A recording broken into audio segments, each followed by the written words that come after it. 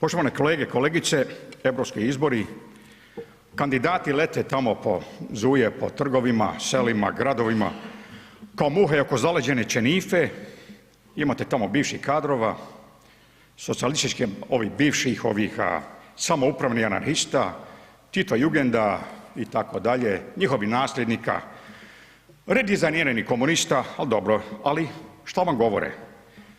Opet dim ne zavise. To je samo predizborna kozmetika. Šta se ignorira na tim skupovima? Dvije ključne stvari i u mainstream medijima.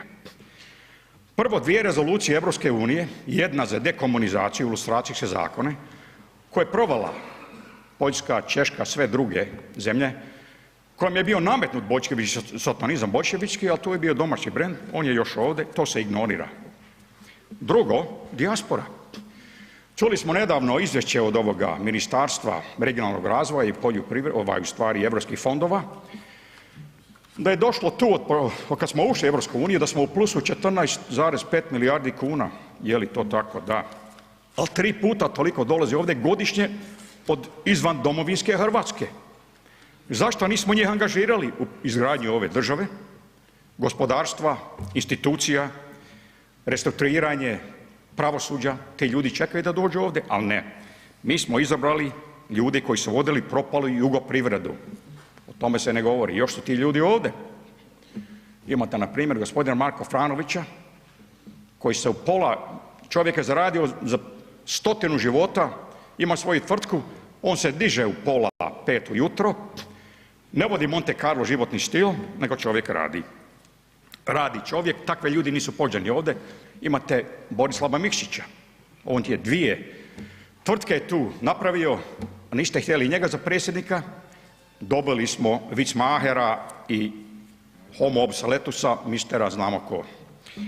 Uljanik, 1988. godine bilo je 1720 obustava rada i u brodogradilištima. Samo niste smjeli reći štrajk, jer štrajk je bio nezakonit. Do 89. godine niste mogli progovoriti tu riječ, a šta su onda radili sindikati? Šutili, a danas siju nam sole pamet o radničkim pravima. 388 000 radnika na ulici. 88. godine, to nije drevna povijest. Ali ti su ostaci mastodona jednopartijskog sustava su još ovdje. To se može dokazati. Imate empirijske dokaze u hrvatskoj ekonomiji. Sjećate se onoga, ko će meni toliko malo, niko ne može meni toliko malo platiti koliko malo ja mogu raditi. To je bio jedan od 10 zapovjedi u bivšoj Jugi. A imamo onda Južnu Koreju koja je preuzela 50% svjetskog brodogradilišta. Zašto? Oni su postali u 2 generacije 4. najveća sila u Aziji, ekonomska. Imali su manji BDP od subsaharske Afrike 60. godine. Gdje su oni danas? Zašto? Nova tehnologija, obrazovanje, zakon, poštivanje tradicije obitelji. A nama je mentalni sklop razoren. I to je problem. To sve iz bivše Juge. To nećete čuti od ovih tamo bivših Jugoslavena, neki koji sjede u Saboru. Puno od njih nema ovdje danas, ali šta ćemo reći? Ali ne treba očajavati. Iako nam je ostao komunizam u kromozomima, nekima, kao Hinduzima karma, ima nade. Dolaze Kinezi. Kinezi dolaze. I ubrzo ćete imati Kumrovac, gdje ćete moći skupa gledati tamo ovi bivši kadrovi, ko bivša stara vremena. Recimo, Valter brani Sarajevo. Valter brani Sarajevo. Pjevate ono, druže Tito, mi ti se konemo. Možete citirati stihove iz Maove crvene knjižice, sve će biti ok. Ali ima nešto dobro s Kinezima također. Kinezi naravno za korupciju imaju propisanu od određene količine. Ima smrtna kazna.